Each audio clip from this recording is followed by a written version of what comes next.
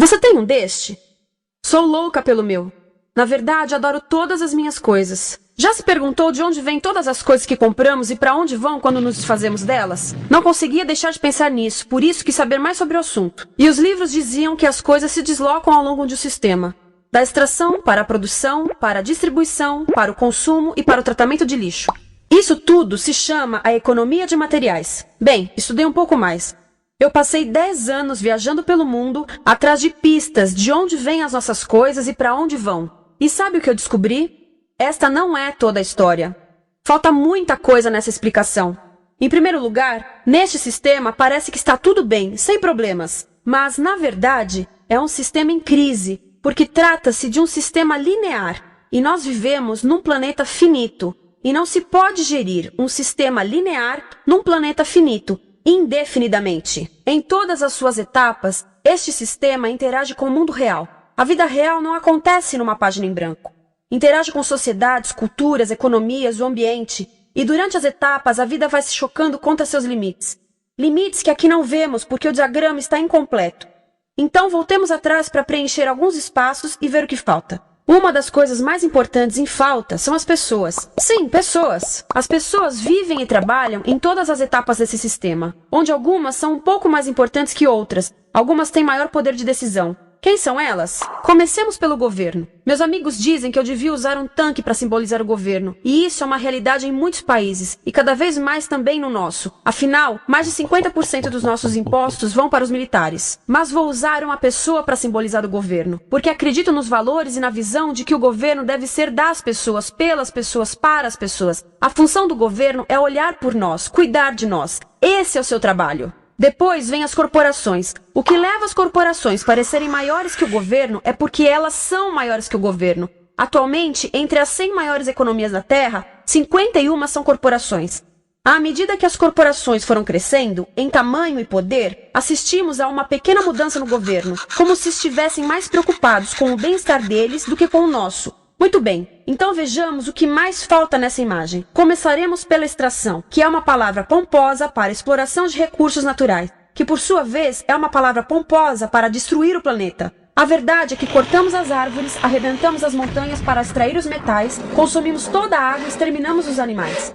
Aqui enfrentamos o nosso primeiro limite. Estamos ficando sem recursos naturais. Estamos utilizando demasiados materiais. Sei que isto pode ser difícil de ouvir, mas é a verdade. Por isso temos que lidar com isso. Durante apenas as 3 últimas décadas, foram consumidos 33% dos recursos naturais do planeta. Desapareceram. Cortamos, minamos, perfuramos e destruímos o planeta tão depressa que estamos debilitando a capacidade do planeta para sustentar o nosso modo de vida. Onde eu vivo, nos Estados Unidos, resta-nos menos de 4% da nossa floresta original. 40% dos cursos de água estão impróprios para o consumo. E o nosso problema não é apenas estarmos utilizando demasiados recursos, mas o fato de estarmos utilizando mais do que a nossa parte. Temos 5% da população mundial, mas usamos 30% dos recursos mundiais. Se todos consumissem ao ritmo dos Estados Unidos, precisaríamos de 3 a 5 planetas. E sabem uma coisa? Só temos um. Então, a resposta do meu país a essa limitação é simplesmente ir tomar dos outros. Este é o terceiro mundo, que alguém dirá tratar-se apenas de uma expressão para designar o local para onde foram as nossas matérias-primas. E o que é que acontece? A mesma coisa, destruição do local. 75% das zonas de pesca do planeta estão sendo exploradas ao máximo ou além da sua capacidade. Desapareceram 80% das florestas originais do planeta. Só na Amazônia perdemos 2.000 árvores por minuto, o equivalente a um campo de futebol por minuto. Então, e as pessoas que vivem aqui?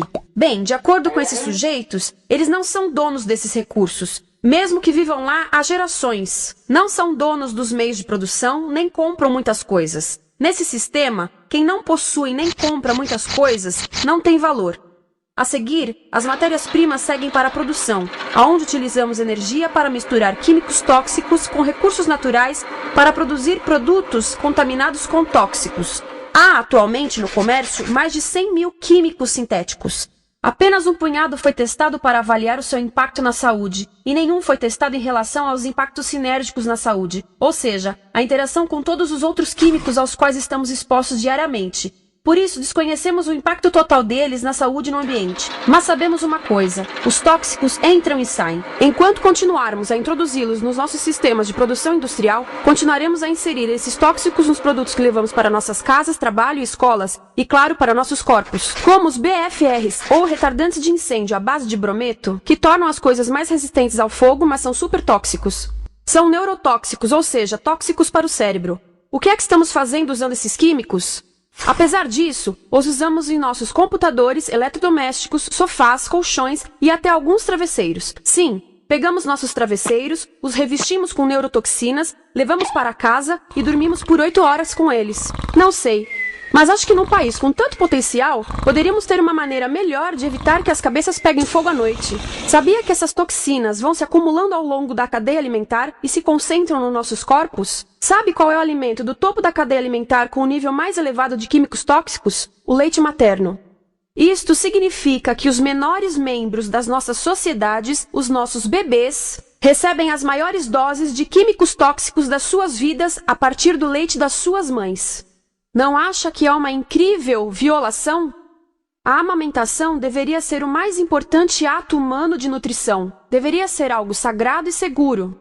A amamentação continua a ser o melhor e as mães devem amamentar, mas nós deveríamos proteger esse ato. Eles deviam protegê-lo. Eu pensava que zelavam pelos nossos interesses. As pessoas que mais sofrem com esses produtos químicos são os trabalhadores das fábricas. Muitos são mulheres em idade reprodutiva, que trabalham com toxinas que afetam a gestação, carcinogênicos e muito mais. Agora eu pergunto, que tipo de mulher em idade reprodutiva trabalharia num emprego deste, exposta a estas toxinas, a não ser uma mulher sem outra alternativa? Essa é uma das maravilhas desse sistema. A erosão dos ecossistemas e economias locais aqui garante um fluxo constante de pessoas sem alternativas. No mundo, há 200 mil pessoas por dia se deslocando de ambientes que as sustentaram ao longo de gerações para cidades, onde muitas vivem em bairros de lata, à procura de emprego, por mais tóxico que seja. Não só os recursos são desperdiçados ao longo desse sistema, mas também pessoas, comunidades inteiras são desfeitas. Sim, as toxinas entram e saem. Muitas delas saem das fábricas em produtos, e muitas mais saem como subprodutos, ou poluição. E estamos falando de muita poluição. Nos Estados Unidos, as indústrias admitem liberar mais de 1.800.000 quilos de químicos tóxicos por ano. Deve ser muito mais, porque isso é o que eles admitem. Trata-se de outro limite, porque quem quer ver e respirar 1.800.000 quilos de químicos tóxicos por ano? Então o que eles fazem? Mudam as fábricas poluidoras para o estrangeiro, para poluir outros países. Mas, surpresa, grande parte dessa poluição volta para nós trazida pelo vento. E o que acontece depois de todos os recursos naturais serem transformados em produtos? Passam por aqui, para a distribuição, o que significa vender todo o lixo contaminado com toxinas o mais rápido possível. Aqui, o objetivo é manter os preços baixos, com as pessoas comprando os produtos em constante movimento. Como eles mantêm os preços baixos? Pagam salários baixos aos trabalhadores das lojas e restringem o acesso aos seguros de saúde sempre que podem. Tudo se resume em exteriorizar os custos. O verdadeiro custo da produção não se reflete no preço. Em outras palavras, não pagamos aquilo que compramos. Outro dia estive pensando nisto. Ia a caminho do trabalho e queria ouvir as notícias. Por isso entrei numa loja para comprar um rádio. Encontrei um pequeno rádio verde engraçado que custava $4,99. Na fila do caixa pensei, como $4,99 podem refletir o custo da produção e transporte desse rádio até ele chegar nas minhas mãos? O metal deve ter sido extraído na África do Sul. O petróleo provavelmente do Iraque. O plástico produzido na China e talvez montado por uma criança de 15 anos numa fábrica do México. $4,99 não paga nem o aluguel do espaço ocupado na prateleira, nem parte do salário do empregado que me atendeu, ou as viagens de navio e caminhão que o rádio fez. Foi assim que eu percebi que eu não paguei o valor do rádio. Então, quem pagou? Estas pessoas pagaram com a perda do espaço dos seus recursos naturais. Estas pagaram com a perda do ar puro, com o aumento de doenças como asma e câncer. As crianças do Congo pagaram com o seu futuro, pois 30% delas abandonam a escola para trabalhar nas minas de coltan, um metal que usamos em aparelhos eletrônicos baratos e descartáveis. Estas pessoas pagaram por não ter direito ao seguro de saúde. Ao longo desse sistema, pessoas contribuíram para que eu comprasse o rádio por $4,99. Mas essas contribuições não são registradas por nenhum contabilista. É isto que eu quero dizer com exteriorizar o verdadeiro custo de produção. E isso nos leva à seta dourada do consumo. O coração do sistema, o motor que impulsiona. É tão importante proteger esta seta que se tornou prioridade daqueles dois sujeitos. É por isso que após o 11 de setembro, quando nosso país estava em choque, o presidente Bush poderia ter sugerido fazer luto, rezar, ter esperança, mas não, ele disse para fazermos compras. Compras! Nos tornamos uma nação de consumidores. Nossa principal identidade passou a ser de consumidores. Não mães, professores, agricultores, mas consumidores. Nosso valor é medido e demonstrado pelo quanto contribuímos para esta seta. Quanto consumimos. Não é isso que fazemos? Compramos, compramos, compramos. Manter os produtos circulando. E como circulam? Sabe qual a porcentagem dos produtos que circulam através desse sistema que ainda são usados 6 meses depois da venda na América do Norte? 50%? 20%? Não, 1%. 1. Em outras palavras, 99% das coisas que nós cultivamos, processamos, transformamos, 99% das coisas que percorrem o sistema são lixo em menos de 6 meses. Como é que podemos gerir um planeta com esse nível de rendimento? Mas não foi sempre assim.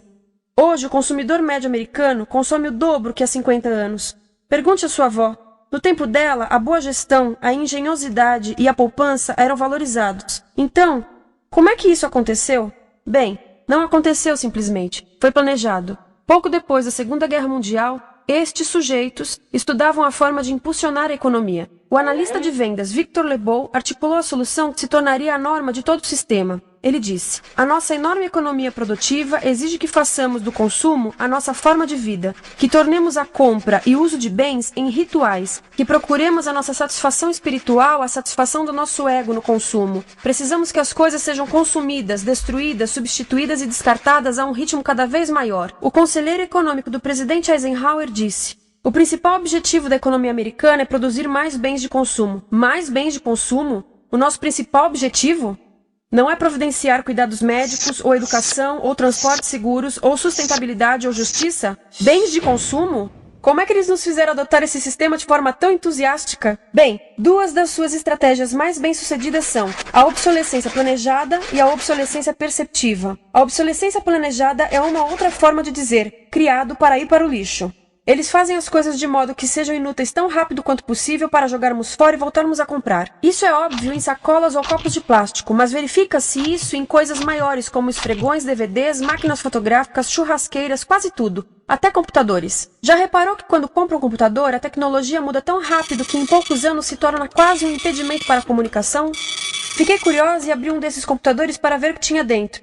E descobri que a peça que se muda a cada ano é apenas uma pecinha no canto. Mas não se pode mudar apenas essa peça, porque cada nova versão tem um formato diferente. Tem que jogar tudo fora e comprar um novo. Estive lendo sobre o design industrial da década de 50, quando a obsolescência planejada começou a aparecer. Esses designers eram muito claros sobre o assunto. Chegavam a debater quão rápido conseguiam que um aparelho avariasse, mas de modo que o consumidor mantivesse fé suficiente para ir comprar outro. Foi tão intencional, mas as coisas não avariam suficientemente rápido para manter essa seta funcionando. Por isso existe também a obsolescência perceptiva. A obsolescência perceptiva nos convence a jogar fora coisas que ainda são perfeitamente úteis. Como fazem isso? Mudam a aparência das coisas. Por isso, se comprou suas coisas há alguns anos, todos percebem que você não tem contribuído para essa seta. E como o nosso valor depende da nossa contribuição para essa seta, isso pode ser embaraçoso. Por exemplo, se eu tiver o mesmo monitor de computador gordo e branco na minha mesa por 5 anos e a minha colega tiver comprado um computador novo, ela vai ter um monitor plano brilhante que combina com o computador, com o celular e até com as canetas. Ela parece estar operando uma nave espacial e eu pareço que tenho uma máquina de lavar na mesa. A moda é outro bom exemplo. Já se perguntou por que os saltos dos sapatos das mulheres passam de largos para finos num ano e no próximo de finos para largos? Não é por haver um debate sobre qual deles é mais saudável. É porque usar saltos largos num ano de saltos finos mostra que você não contribuiu recentemente para a seta. Por isso não vale tanto quanto a pessoa com saltos finos ao seu lado, ou em um anúncio. É para comprarmos sapatos novos. A publicidade e a mídia em geral têm um papel importante nisto. Cada um de nós nos Estados Unidos é bombardeado com mais de 3.000 anúncios por dia. Vemos mais publicidade num ano do que as pessoas há 50 anos viam em toda a vida. Qual é o objetivo de um anúncio se não nos fazer infelizes com o que temos? Por isso, nos dizem 3.000 vezes por dia que o nosso cabelo está errado, nossa pele, nossa roupa, nossos móveis, nossos carros, nós estamos errados. Mas tudo se resolve se formos às compras. A mídia também ajuda a esconder tudo isto e isto. Por isso, a única parte da economia que vemos são as compras. A extração, produção e envio para o lixo acontecem fora do nosso campo de visão. Por isso, nos Estados Unidos, temos mais coisas do que tivemos antes, mas pesquisas mostram nossa felicidade declinando. Nossa felicidade teve seu pico na década de 50, a mesma época em que a febre consumista explodiu. Coincidência interessante. Acho que sei o porquê. Temos mais coisas, porém menos tempo para o que realmente nos faz felizes. Amigos, família, tempo livre.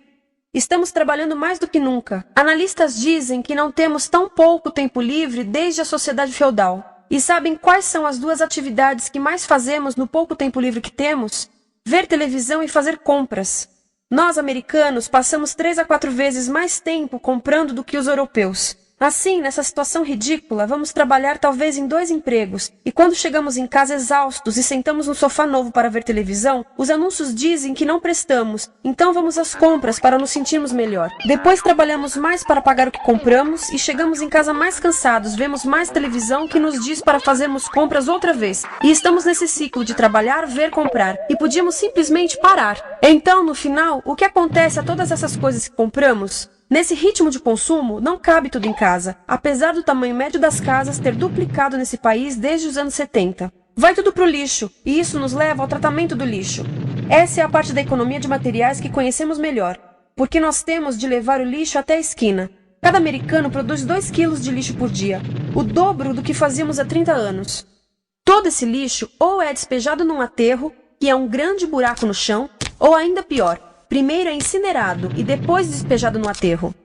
As duas formas poluem o ar, o solo, a água, sem esquecer que alteram o clima. A incineração é realmente ruim. Lembra daqueles tóxicos da fase da produção? Bem, queimar o lixo libera esses tóxicos no ar. Pior ainda, produz supertóxicos novos, como a dioxina. A dioxina é a substância mais tóxica feita pelo homem, e os incineradores são a principal fonte de dioxina. Isso significa que podemos parar a principal fonte da mais tóxica substância conhecida e feita pelo homem, simplesmente parando de queimar o lixo. E podemos parar hoje. Algumas empresas não querem criar aterros e incineradores aqui. Por isso, também exportam os resíduos. Então, e a reciclagem? A reciclagem ajuda? Sim, a reciclagem ajuda. Ela reduz o lixo nessa extremidade e depois reduz a pressão para minerar e colher mais nessa extremidade. Sim, todos devemos reciclar, mas reciclar não é o suficiente. Reciclar nunca será suficiente, por 2 razões. Primeiro, o lixo que vem das nossas casas é apenas a ponta do iceberg. Para cada saco de lixo que deixamos na esquina, 70 sacos de lixo são criados anteriormente, só para fazer o lixo desse saco que deixamos na esquina. Assim, mesmo que pudéssemos reciclar 100% do lixo das nossas casas, não se chegaria ao coração do problema. Além disso, grande parte do lixo não pode ser reciclado, ou porque contém demasiados tóxicos, ou porque é criado de início para não ser reciclável, como aquelas caixas de suco, que têm as camadas de metal, papel e plástico, todas coladas. Não dá para separar essas camadas para reciclá-las. Como se vê, é um sistema em crise. Por todo o percurso, estamos batendo em limites, do clima em mudança ao decréscimo da felicidade. Simplesmente não está funcionando. Mas a parte boa de um problema tão generalizado é haver tantos pontos de intervenção. Há pessoas trabalhando aqui salvando florestas, e aqui na produção limpa. Pessoas trabalhando em direitos do trabalho, em comércio justo, em consumo consciente, no bloqueio de aterros e incineradores. E muito importante, em recuperar o nosso governo, para que seja realmente pelas pessoas e para as pessoas. Todo esse trabalho é criticamente importante, mas as coisas vão realmente começar a se mover quando enxergarmos as ligações, quando enxergarmos o panorama geral. Quando as pessoas ao longo do sistema se unirem, poderemos reivindicar e transformar esse sistema linear em algo novo, um sistema que não desperdice recursos ou pessoas. Porque aquilo de que precisamos nos livrar é da antiga mentalidade de usar e jogar fora. Há uma nova escola de pensamento nesse assunto, e é baseada em sustentabilidade e equidade, química verde, 0 resíduos, produção em ciclo fechado, energia renovável, economias locais vivas, já está acontecendo. Há quem diga que é irrealista, idealista, que não pode acontecer. Mas eu digo que quem é irrealista são os que querem continuar pelo velho caminho. Isso é que é sonhar. Lembre-se que a velha forma não aconteceu por acaso. Não é como a gravidade que temos que conviver. As pessoas a criaram, e nós também somos pessoas. Por isso, vamos criar algo novo.